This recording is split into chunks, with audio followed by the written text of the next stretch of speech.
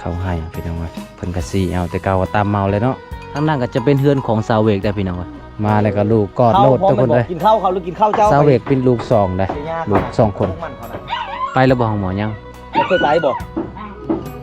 เคยไป ประมาณจักเดือนแล้วสาวเวกคือว่าจอยแท้2 เดือนโทษ แต่ก้นน้ำหนักเจ้าเท่าไหร่48ตอนนี้ดิ30เอ้าสบายดีทุกคนสบายดีคือเก่าทุกคนเลยตอนนี้ก็กำลังสิเดินทางไปหมู่บ้านอาลองคือเก่าทุกคนเลยตอนนี้ก็อยู่ระหว่างการเดินทางอยู่ว่างกลางทุกคนเลยอยู่บน3 แยกทางนี้ก็คือไปทางบ้านอาลองแหละทางนี้ก็จะเป็นทางบ้านตะก้อบ้านสะมึกทุกคนบ้านสะมึกพูนไปทางบ้านคนซีไปทางโลทางนั้นแหละทุกคนเลยตอนนี้ก็ก่อนสีเดินทางไปหมู่บ้านอาลองก็คือมันจะมีป่าด้วยทุกคนเด้อถ้าผู้ใดอยากไป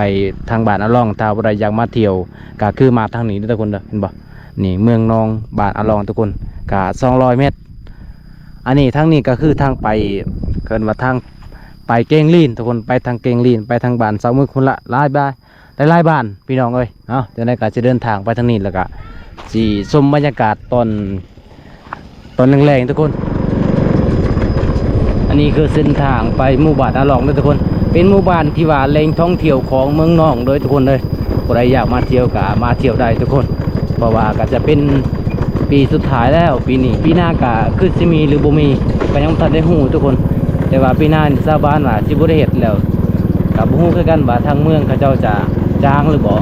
ถ้าว่าเขาจ้างเมื่อกี้ก็ชาวบ้านเขาเจ้าก็เฮ็ดพี่น้องเอ้ยถ้าว่าเขาบ่จ้างก็ชาวบ้านก็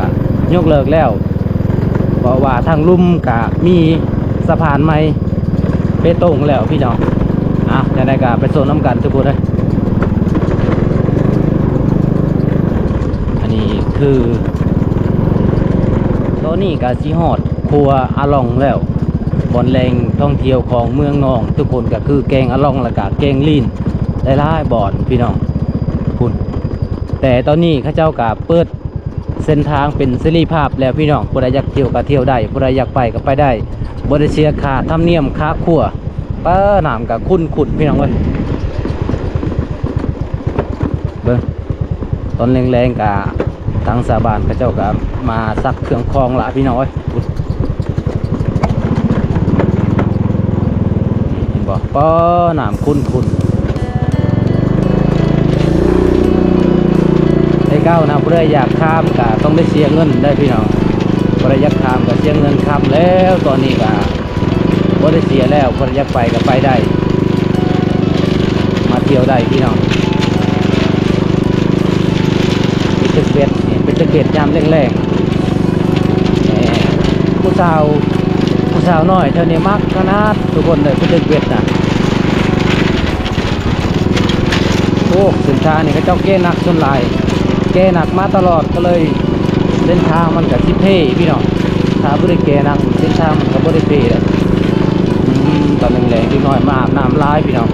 แค่น้ำโอ้ผมเป็นตาอาบดอกน้ำคุ้นแห้ง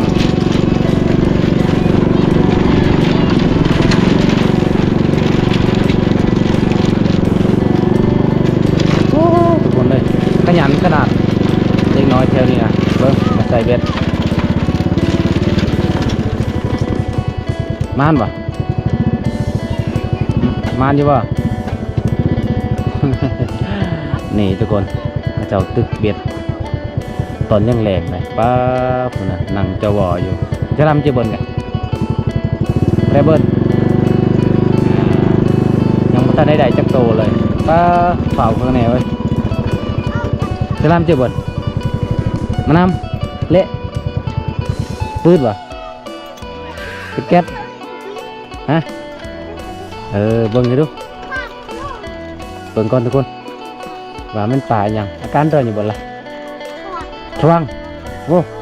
เละ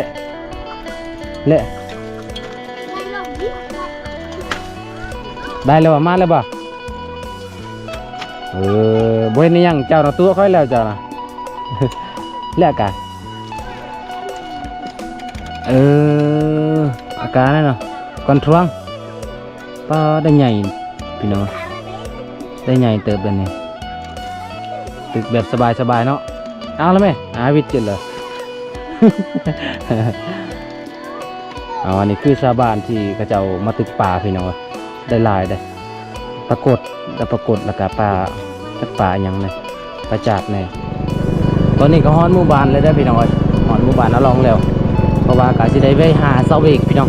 บ่ฮู้ว่าเสาเวกสิอยู่เฮือนหรือบ่กะสิไปหาเพิ่นก่อนต้นแล้วบ่ได้ไปหาเสาเวกโอ้ยจักเท่าใดเดือนแล้วพี่น้องได้ 2-3 เดือนแล้วบ่ได้ไปหาน้องนะแต่ตอนนี้น้องว่าบ่สบายก็เลยมาแวะเพิ่นนี่คือบรรยากาศในหมู่บ้านเสาโถเสาเวกหลายๆแล้วก็เสาเฟอนํเดินเสาเวกก็อยู่สุดได้ทุกคนเลยอยู่สุดหมู่บ้านอยู่วังเจพุ่นบ่อนเขาไปตักน้ำพุ่นแหละ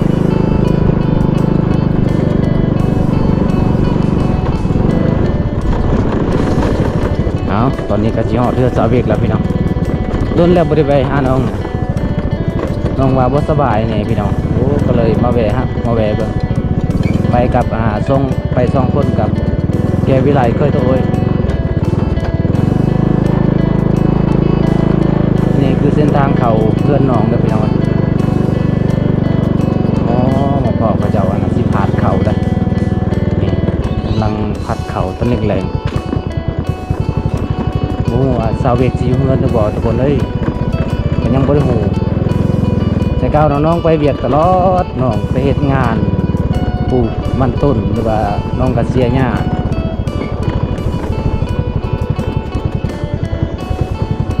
นี่มาพอทีมงานเลย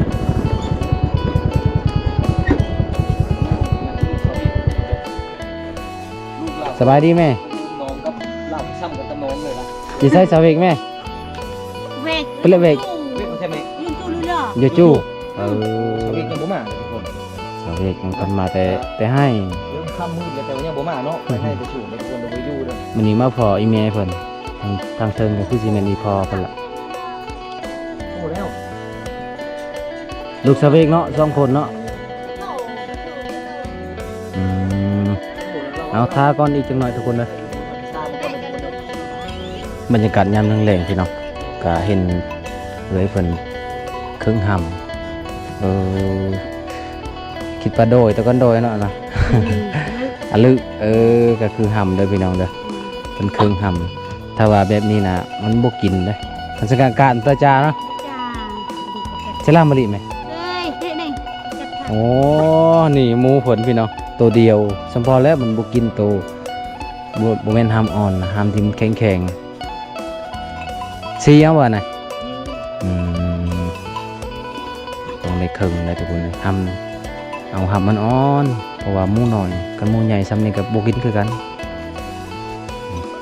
เขาให้อันนี้รสไทยบ่น่ะเขาให้พี่น้องว่าเพิ่นก็สิเอาแต่เก่าก็ตามเมาเลยเนาะแต่เก่าโอ้ เบิ้ลของสีแล้วไปซีลงน้ำมาเปล่ามาเล่นเนี่ย10,000เปล่า1 10,000เปล่า1 10,000ถ้าว่าไปสีเฮือนเขานะคันเบิ้ลจากบทลานไหนติได้ไหนบทคืนได้เอาทุกคนเลยก็คือวิถีชีวิตยามแรงเพิ่นก็จะได้เกลือหมู่เพิ่นเลยโอ้อันนี้เป็นคอกแบกอะอลีดอนโตแล้วเนาะ นี่หมูน้อยเพิ่นกำลังจะกินได้ทุกคนเลยนี่ก็คือขอกแบเพิ่นก็เอาปลาหญ้ามามุงทุกคนบรรยากาศยามแรงมีงัวกินหญ้างัวตุ้ยบรรยากาศยามแรงทุกคนโอ้มาเบิ่งงัวกินหญ้า เป็นตะม่วนหลายพี่น้องทางนั้นก็จะเป็นเฮือนของสาวเวกได้พี่น้องจักงัวผู้ใดตุ้ยขนาดพี่น้องมันกินหญ้าหลายโพด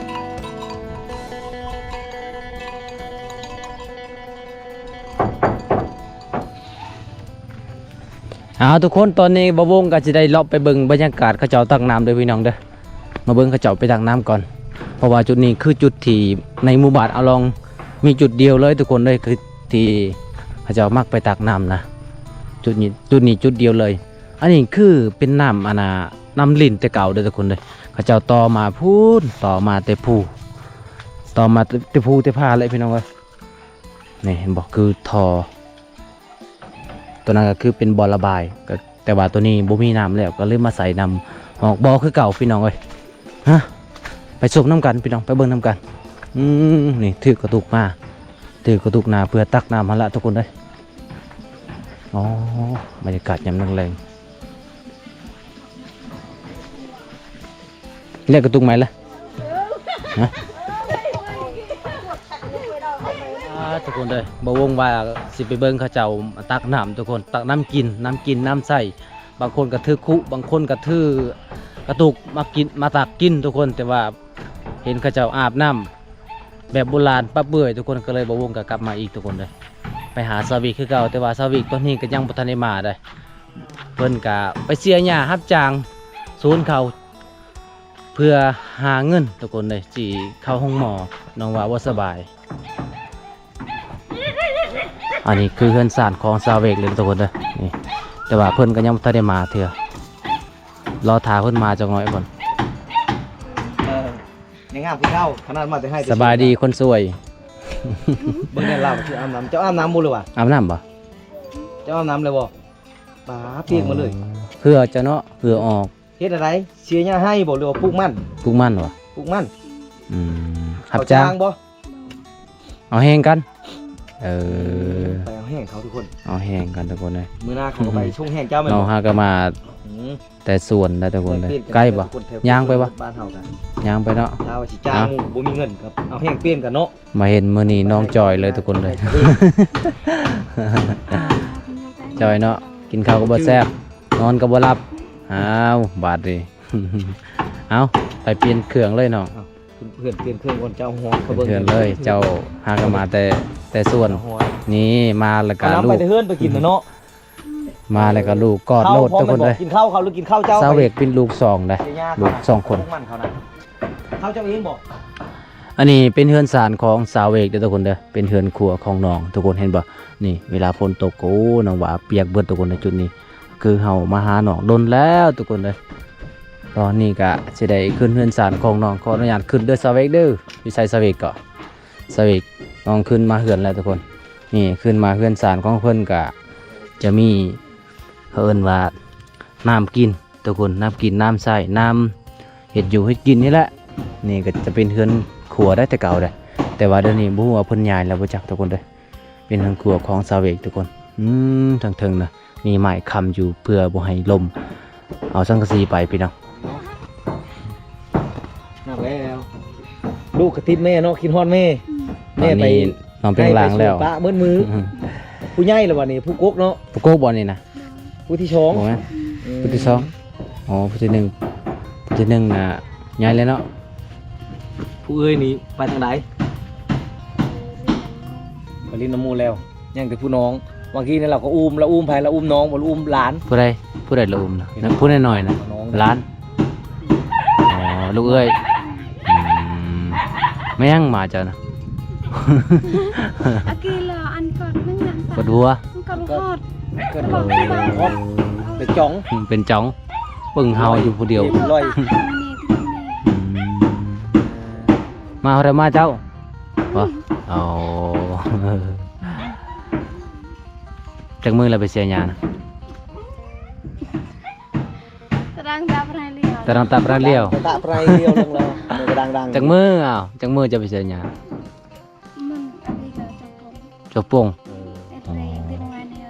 อ๋อฮากามือนี้เอาแหงปลูกมัน จากมือเลย มือเดียวอ๋อน้องฮากามือนี้ น้องฮากาไปมือนี้มือก็ไปอีกอ๋อ เจ้านี่ผอมผิดปกติได้ไอ้พี่ว้าวเขา แม่น เจ้าว้าวจ้อยว้าวเจ้าจ้อยค่อยจะเห็นว่าเจ้าจ้อย จ้อยตอนนี้จ้อยแห้ง ตุยกว่านี้ ตอนนั้นตุยงามเนาะ เจะอดเข้าบ่ บด บ่อยากกินกินข้าวบ่แช่บบ่มีอาหารบ่ อืม บ่มีอาหารหรือว่ามีอาหารอยู่เลยบ่จะกินบ่แช่บ บ่แซ่บ เออ มีอาหาร ไป กิ กวด นบ่แซ่บ เด้อไปกวดไปหยังเบิ่งได้ไปห้องหมอ ไปแล้วบ่ห้องหมอนะ พยาธิหยังไงโตบางทีจะเป็นพยาธิอย่างใดอย่างหนึ่งเลยนะ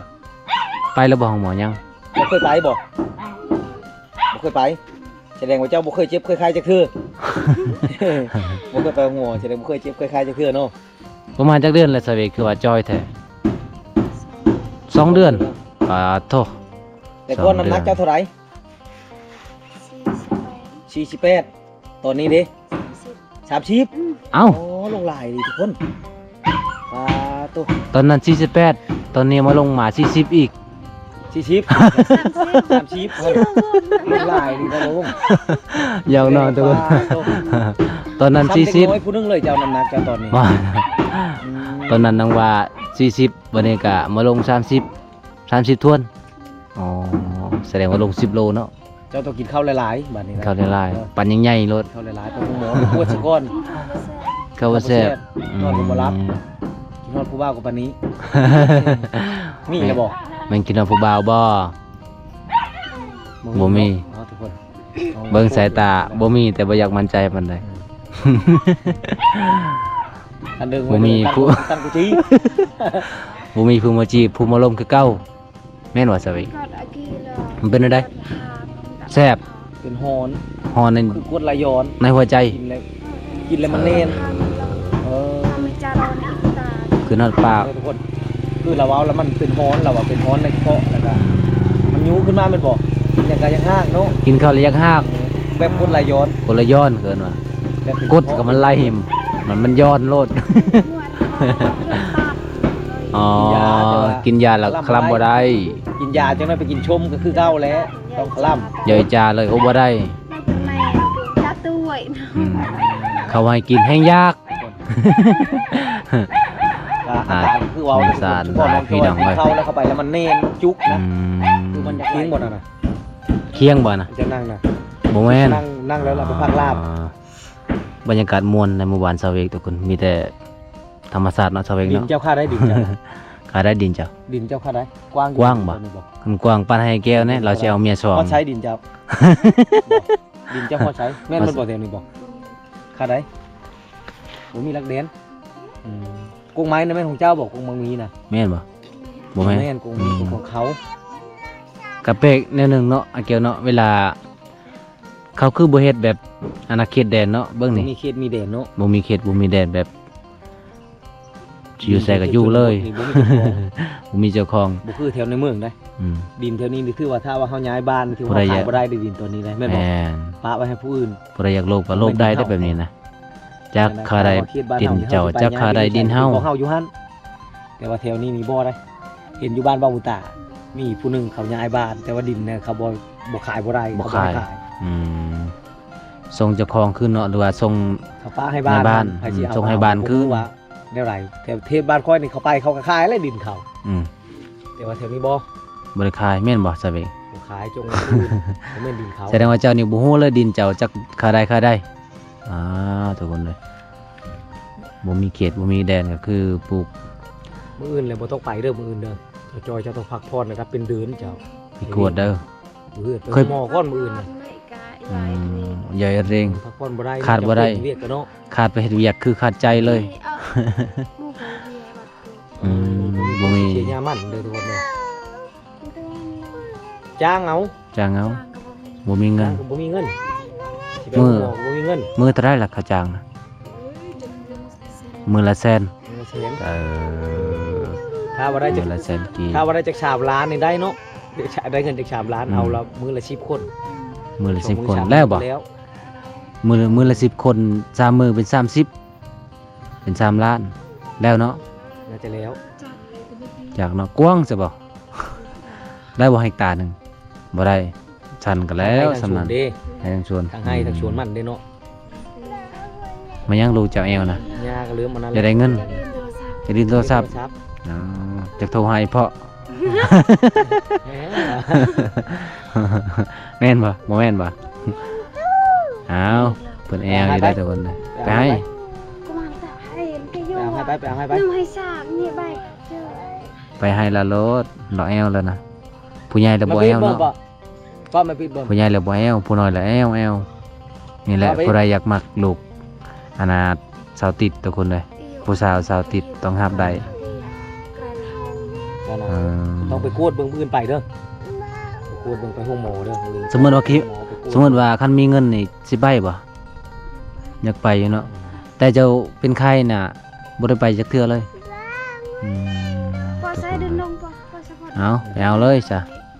ผมเราก็ ลูก ยุ่งเนาะ ลูกชออยู่เนาะ บ่คือผมแม่เนาะ อันเวลาผู้เบามาล่มนี่ลูกชอปานนี้ยากเลยเนาะ อืม แบบนี้บ่อันนี้ผู้มาล่มบ่ลูกนี่แบบนี้บ่ อืม โอ้ อืม เอาทุกคนคันผู้ใดยังมาล่มก็แบบนี้เด้อทุกคนเด้อ มีมีอยู่บ่คนว่า ลูกชาวนี่ ให้ลูกเจ้านอนไหมมีบ่ มีอยู่บ่บางคนเขาก็ว่ากีกะลูกเจ้ามีกันบ่บ่มีผู้ใดสิมาลมมาแอนเจ้านี่ต้องรับได้เนาะว่าเฮาเป็นสาวลูกติดพี่น้องเอ้ย คันจะไปกวดบัดนี้ดีเลยเจ้านะไปห้องหมอนะเอาสักจาก 2-3 เข็มโลด เมื่อยลิ น้ำปลีร อ๋อเมื่อยเลยจะเฮ็ดเวียกจังใดข่อยก็ยอมเจ้าเลยเนาะไอ้แก้วเนาะ จมมือแล้วเบิ่งเราก็คือหลายไข้ย้อยแล้วมาที่สูงทุกคนจำเป็นเนาะถ้าว่าคือพอช้ำเจ้านี่พอบ่ไปแล้วมือบัดนี้บ่สบายในกระโตได้กระโตก็ลงแห้งอีหลีทุกคนจาก48เหลือ30นี่ถือว่า 18 โล โอ้ มันลงขนาดนั้นเลย ผิดปกติ มันลงขนาดนั้นเลยทุกคนเล เบิ่ ย งหน้าตาน้องก็จ้อยผิดปกติเลยทุกคนเด้อคือว่าแล้วเราทางกินข้าวบ่แซ่บกินเข้าไปบัดมันแน่นมันจุก ไม่อยากออกคืน อืม เฮ็ดคือว่ากินเหล้ากินเบียร์เนาะ ไปคูดเบิ่งข้างแน่เลย โจกอีหยังอะน่ะเบาแก้ว เงิน โจกเงิน โอ้ นางไก่ผู้สาวก่อนนางไ มักนี่เนาะนางไก่ประชาแล้วเนาะมักอันนี้ ทุกคนสบายดีเด้อทุกคนเด้อสบายดีเท่านึงเด้อมื้อนี้เฮาก็มาตามคำขอของผู้ใหญ่ใจดีจากฝั่งไทยเด้อทุกคนมาเป็นสะพานบุญให้น้อง ที่ว่าเพิ่นว่าเห็นชาวเวกนี้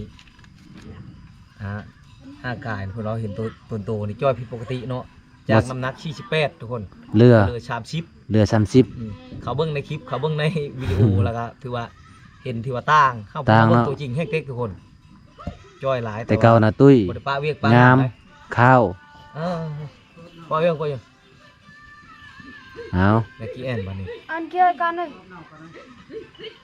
เท่าไร อันนี้เป็นเงินผู้ใหญ่ใจะดีฝากมาเด้อน้องเด้อ อืม ที่ว่าให้น้องไปหาหมอ อืม ไปกวดไปห้องหมอได้บ่แม่นเอาเงินนี้ไปเฮ็ดแนวอื่นได้ อ่า ถ้าว่าเจ้าจะจ้างคนก็ถือว่าเจ้าหาเงินแนวอื่นนี่เจ้าจะจ้างเฮ็ดให้ชวนนะ เงิน แต่ว่า นั้น เงินจำนวนนี้ให้เจ้าไปปูร่างกายตัวเองให้มันดีก่อนเนาะเพิ่นพาเงินมา1 2 3 4 5 6 7 8 9 10 11 12 13เงินนี่1,300,000กีบเพิ่นพากมานี้เฮาไปเอาอยู่ในหาได้อยู่1,700,000แต่ว่าเพิ่นเว้าให้เฮาเป็นค่าเดินทางนี่400,000ให้เพิ่นให้เป็นค่าน้ำมันก็ยังเหลือ1,300,000กีบเด้อน้องเด้อเอาจับเอาช่องเบิ่งจับช่องเบิ่งแล้วก็พุ่นตาเบิ่งกองบ่ยันตาเชิงตาเล่ได้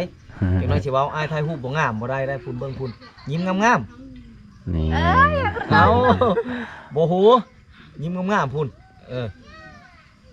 งามแล้วงามแล้วงามกว่านี้บ่มีอีกแล้ว แล้วนับเบิ่งก่อน อะไร บ่นับก็ได้ นับเบิ่งก่อนจะตะกัน 1,300,000 นับเลย นับ นับบ่เป็นนับเงินนับบ่เป็นมาจ่ายให้ค่อยเส้นหนึงมาค่อยสินับให้ นับก่อน ถ้าสมมุติว่าเจ้าจะไปจ้างเขานี่จะจ้างได้แหละ เจ้าไปขายตำบักหุ่งเจ้าว่านับเงินบ่เป็นเจ้าเฮ็ดอะไรคันได้เงินมาเป็นกำซ้ำนี่ อืม เงินนะเงินบ่เงินเท่าละ5,000 10,000น่ะมันหลายได้พี่แหละ นับประกันก่อน เอาบ่นับก็ได้แสดง นับเงิน แสดง มือ ว่า ชั้น แสดงว่าเสื้อใจไอ้แก้ว แล้วว่า จับเงินแล้วมือชั้นว่ะบ่กล้านับแสดงว่ายันมันบ่ฮอดได้หั่นใด คันไอ้มือวิทย์นี้เลยเว้าบ่ฮอดแล้วบ่ครบหรือบ่ได้ได้เงินน่ะ แม่น คันว่าบ่ครบตอนนี้ไอ้ให้อีก อืม เจ้านับบ่ก่อนครับบ่ จะว่าดู สาม บ่ครบบ่ครบ ให้อีก ว่าดูบ่ครบ มานับก็ได้ นี่ นับก็ได้เนาะเอ้าว่าน้ำกองได้ ขอบใจ ว่าน้ำผู้ใหญ่ใจดีจากฝั่งไทยได้นบก่อน ขอบใจผู้ใหญ่ใจดี จากประเทศไทย ว้าวโลด ตะดังไปน้อง บ่เป็น ลากไป มีแต่จำนั้นอ๋ออวยพรให้อยู่ดีมีแห้งเข้มแข็งร่ำรวย น้องก็ดัง เว้าเนาะเอาจะได้แก้วเจ้าขอบใจ นับนบว้าว เอา เอาขอบใจสิแจ้งมาชูนควายอันนี่แหละยันนี่ควายหายได้ เดี๋ยวชูนควายไหม คนไม่มีแล้วเนี่ยแหละนี่แหละไปยาก เอาขอบใจผู้ใหญ่ใจดีจากฝั่งไทย ใจดี จากฝั่งไทย จากฝั่งไทย ที่โอนเงินให้น้อง ที่โอนเงินให้น้อง ขอให้อยู่ดีไม่แห้ง ขออยู่ดีให้มีแห้ง เจ็บบ่ให้ได้ใครบ่ให้มี เจ็บบ่ให้ได้ใครบ่ให้มี แต่นี้ต่อไป ทีนี้ต่อไป หาเงินหาค่ำให้ได้ หาเงินหาคำให้ได้ 100 เท่าพันเท่าจากเงินก้อนนี้ กระดังเนาะกระดัง ว้าว ไป ว้าว นังละ ร้อนไหม กระดังไปนัง เอาทุกคนเอาน้องก็คือเว้าได้ชำนี้เลยทุกคนเด้อกะเท่ากับถือโอกาสนี้ทุกคนขอขอบคุณขอบใจหลายๆจากFC จากฝั่งไทยที่เมตตาแล้วก็เอ็นดูน้องเด้อทุกคนเด้อเห็นว่าน้องนี้เนาะที่ว่าเป็นชาวฮอบชองชาวลูกติดชองคนเด้อทุกคนแล้วก็ช่วงนี้ก็บ่สบายแล้วก็ FC เพิ่นก็เห็นก็มีความเป็นห่วงเป็นใยน้องที่ว่าบ่สบายก็พาเงินมาให้จำนวน1,300,000กีบให้น้องไปหาหมอให้เจ้าไปหาหมอข้างในได้เงินนี่บ่ให้ไปเฮ็ดอื่นเด้อเป็นพยานอย่างก็คือเฮาสิมาอัปเดตเบิ่งอีกเทื่อนึงเด้อทุกคนมื้อหน้าแล้วก็ถ้ามีเวลาเฮาสิมาอัปเดตเบิ่งว่าน้องเป็นพยานหยังแล้วสิใช้เงินจำนวนเท่าใดไปปลูกนะหรือว่าสิดีในน้ำเงินจำนวนนี้ก็แห่งดีใจก็ขอบใจเนาะทุกผู้ใหญ่ใจดีที่ว่าให้เงินค่าน้ำมันค่าเดินทางของเฮาเนาะทุกคนก็เฮาก็มาเงินมามอบเงินฮอดมือน้องแล้ว แต่ว่าให้นับน้องก็บ่นับเอ้าก็เท่านั้นแหละทุกคน เป็นอะไรดีใจบ่ได้เงินนะ ดีใจ ดีใจเนาะมื้อได้สิไปห้องหมอ มืออื่นกับ มื้อไปแล้วเนาะ มัน อ้าว บ่ทัน มื้อนี้บ่ทันมันค่ำแล้วเนาะ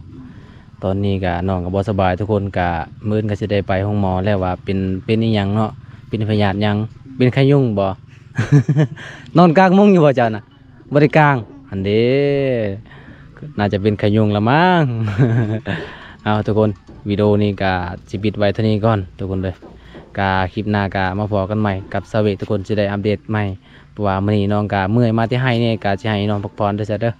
เอาคลิปนี้กาปิดไว้เท่านี้ก่อนบ๊ายบายเอาทุกคนตอนนี้กาจะได้กลับบ้านกลับซองแล้วทุกคนเพราะว่าตอนนี้ตะเวนกาจะได้ตกดินแล้วพี่น้องเอ้ยกาจะได้กลับบ้านกลับซองแล้วเพราะว่าไอ้แก้วกาจะได้เดินทาง